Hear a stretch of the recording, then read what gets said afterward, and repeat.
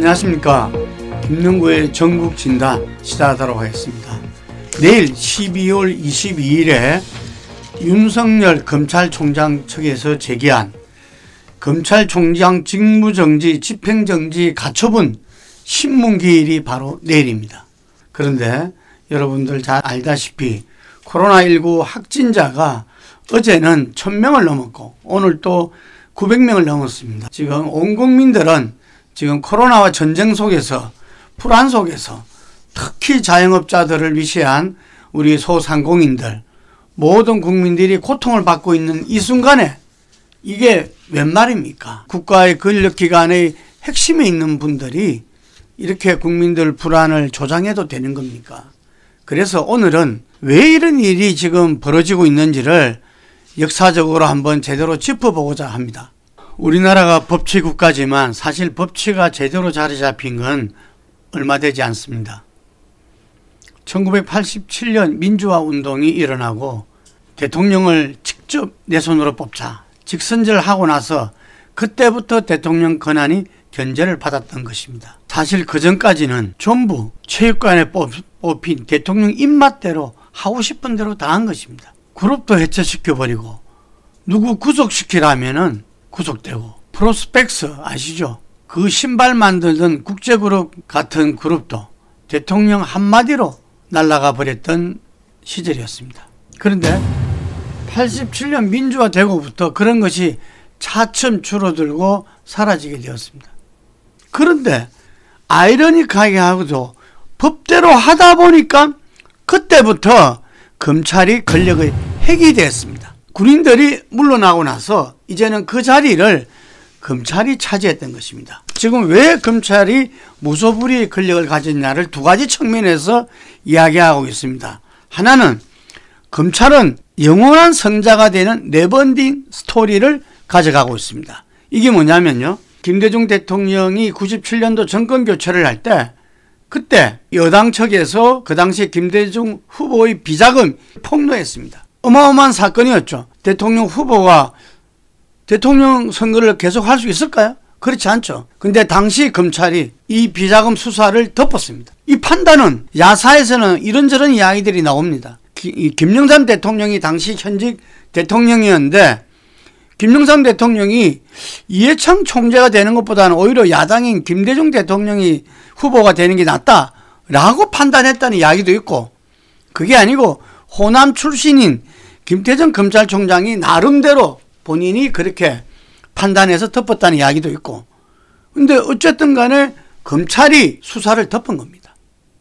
그리고 이명박 대통령 같은 경우는 2007년도 압도적인 우세 속에서 대통령 선거가 치러졌지만 그 못지않게 BBK 수사는 계속적으로 1년 내내 끌어왔습니다. BBK란 금융 사기 사건이 누구냐? 그 BBK가 이명박 후보 거냐 아니냐 가지고 매일같이 언론에서는 다뤘습니다. 그렇지만 그때 검찰이 무혐의로 판결을 내렸습니다.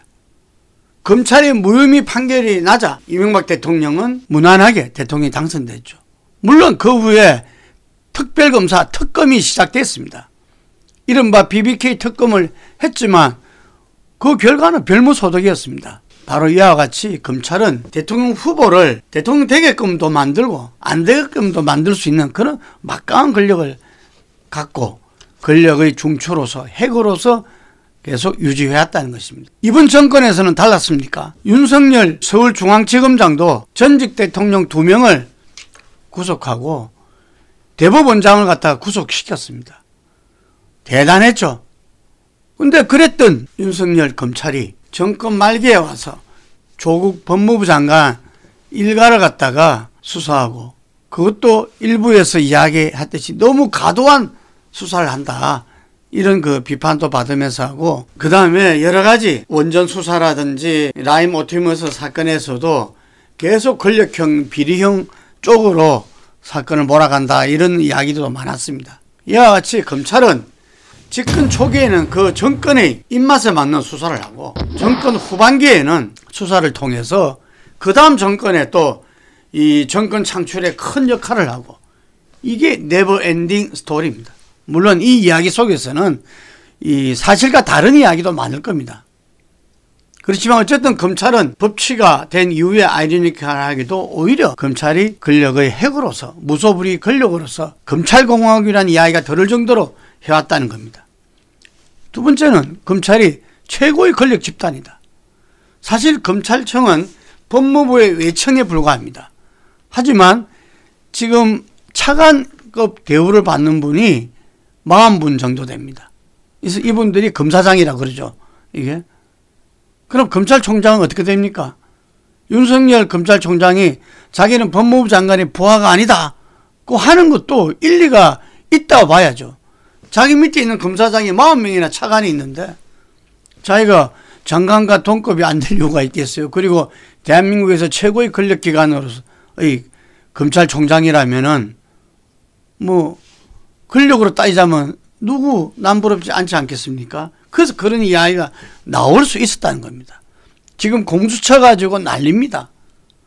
특히 야당에서는 이게 권력의 탄압기구다 하고 난리죠. 그런데 이 공수처 검사 제가 알기로는 25명의 수사관 40명입니다. 거의 2,300여 명을 갖고 있는 검찰을 조직하고는 비교가 안 되는 겁니다. 그리고 여러분 잘 알다시피 지금 조문에는 빠졌지만 검사 통일체로서 저 꼭대기에 있는 검찰총장과 일선에 있는 평검사가 한 몸이다 이겁니다. 한 몸. 바로 이 검사 통일체 원칙 때문에 여러분 잘 아는 정관예우가 생겨났고요. 그 정관예우가 지금도 계속되고 있다는 이야기들이 많습니다. 그리고 검사 범죄 혐의의 기소율은 0.13%입니다. 예, 이번에 그 김봉현이라고 라임 사건 수사 때 자기가 검사를 접대했다라고 폭로한 사람이 있습니다. 검사들은 처음에 아니라고 그랬어요. 그런데 뒤에 보니까 접대받은 거는 사실이었어요. 그런데 다들 불기소됐어요. 왜 불기소됐냐? 그 사건이 96만 원으로서 기소되지 않았다는 것을 여러분들이 잘 알고 계실 겁니다. 100만 원 이상이면은 기소해야 되는 거거든요. 이건 누가 보더라도 조율을 했다 볼 수밖에 없습니다. 그래서 이 줄기차게 지금 문재인 대통령도 이야기하고 여당도 이야기하고 아니 시민단체도 줄기차게 이야기하는 게 검찰개혁입니다. 검찰개혁은 뭐냐? 이렇게 무소불위의 권력을 가진 검찰을 이제 국민에 봉사하는 그리고 우리 법치에 복무하는 그런 검찰로 제대로 되돌려 놓자는 이야기입니다. 그러기 위해서는 형사소추라고 그러는데 이게 우리가 공권력이 행사하는 그것의 객관성과 공정성을 국민의 눈높이에서 실천해라. 국민의 눈높이도 되돌려 놓자. 이런 이야기입니다. 형사소추의 객관성, 공정성이 뭐냐면 검찰이 봐서 좀 손봐야겠다고 생각하면 자기들 마음대로 잡아넣고 죄인 만드는 거. 이거 이제 그만하자는 겁니다. 지금 현재 검찰이 다 그렇다는 것은 결코 아니죠. 근데 밉보이거나 좀 재수없다고 혹은 검찰을 공격했다 하면 어찌되었든 간에 몇 년 후에 잡혀 들어간다는 거죠.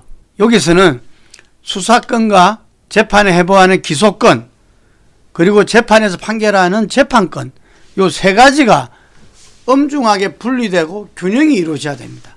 그런데 우리 검찰은 수사권, 기소권을 함께 가진 세계 유일한 어떤 기구로서 무소불위의 어떤 권력을 행사해왔던 거죠. 그래서 공수처, 저는 공수처가 이 우리나라의 어떤 그 정부 기구로서 이 권력을 견제하는 기구로서 계속 끝까지 가야 된다. 이렇게 생각하지 않습니다. 많은 분들이 지금 공수처의 필요성을 이야기하는 사람도 검찰이 국민 투표로 제대로 되돌려 놓는다면은 공수처는 누구 말 맞다나 옥상옥이다. 검찰의 어떤 중립성과 독립성이 보장되고 검찰 내부의 어떤 조직 이기주의가 없어지고 나면 저는 공수처는 없어져야 된다고 봅니다.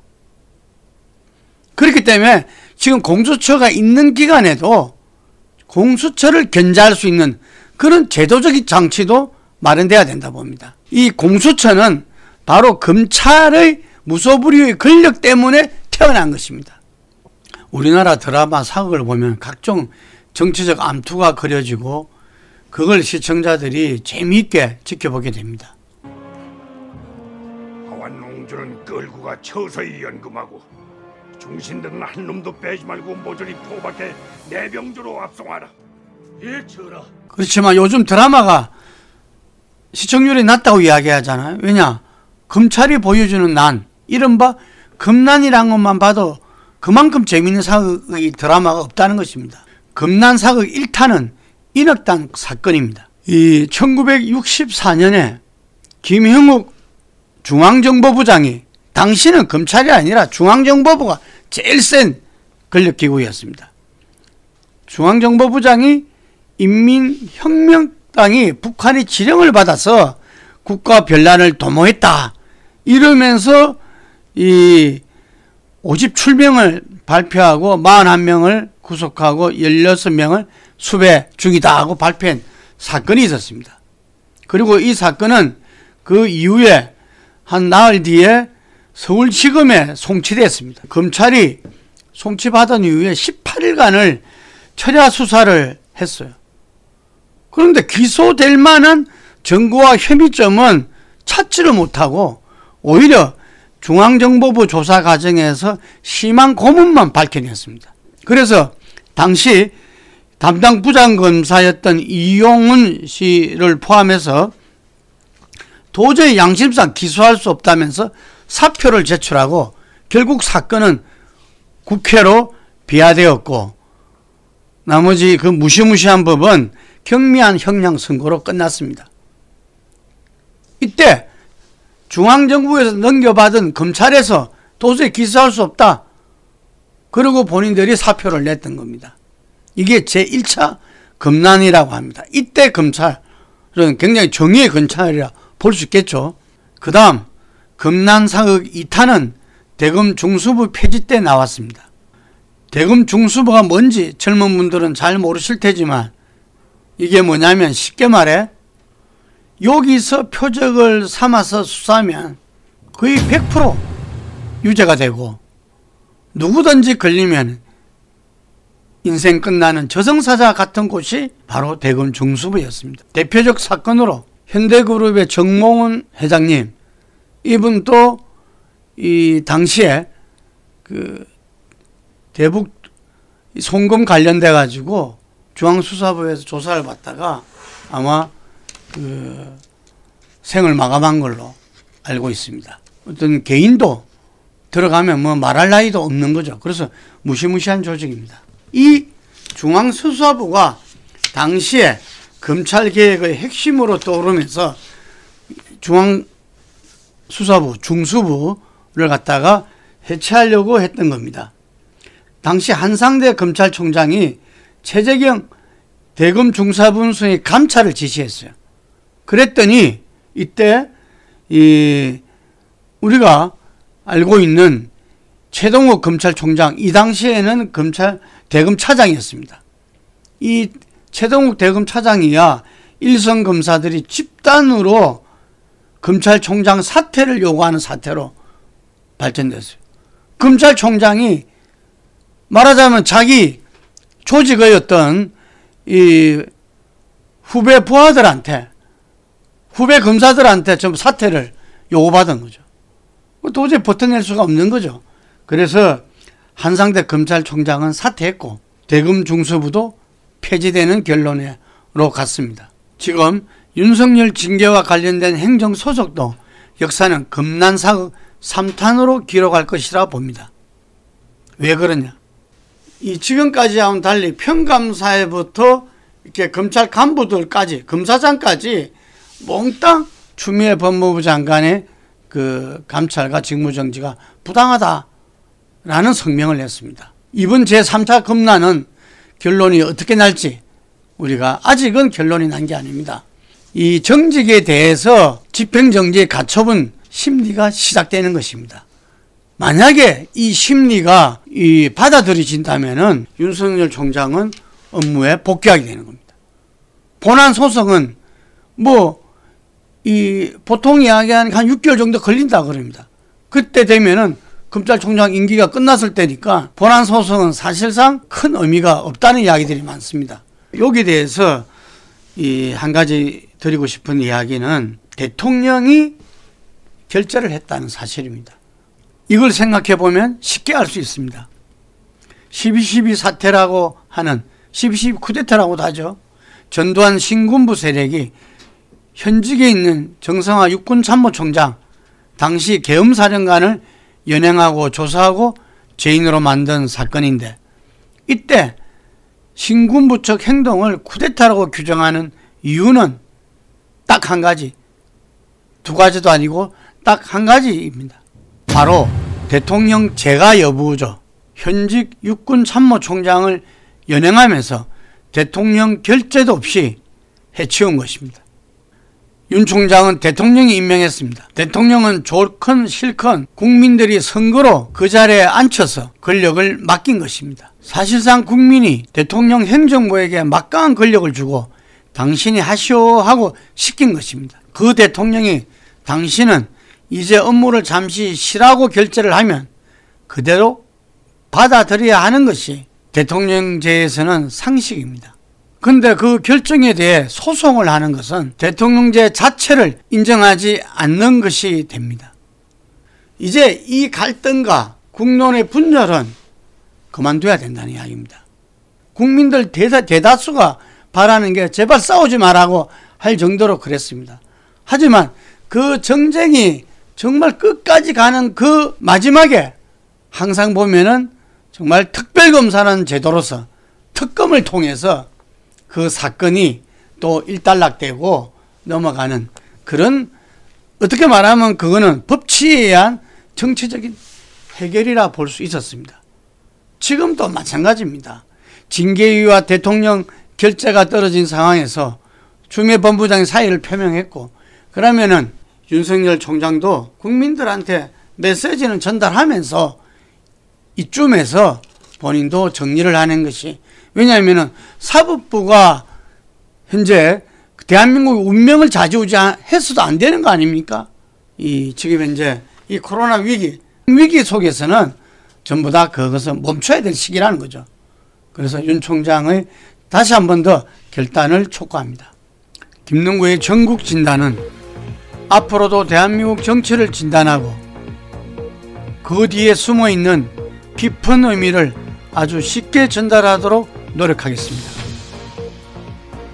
여러분들에게 정치를 보는 새로운 시각을 보여드리겠습니다. 지금까지 여의도 정치 시조새 김능구였습니다. 감사합니다.